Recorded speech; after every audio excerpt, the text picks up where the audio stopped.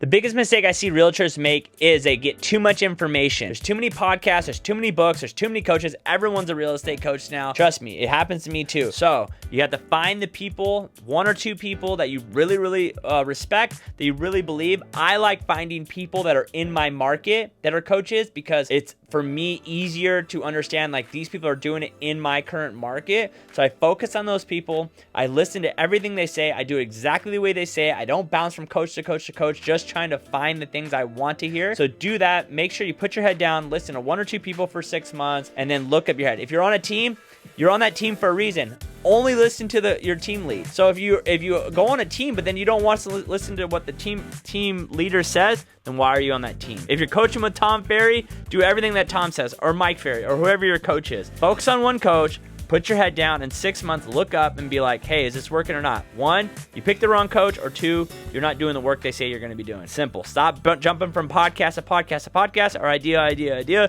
Too many people get to this point where they want to listen to everything and they just don't end up doing anything. I'm telling you. Go back to our last week's video about doing money-making items.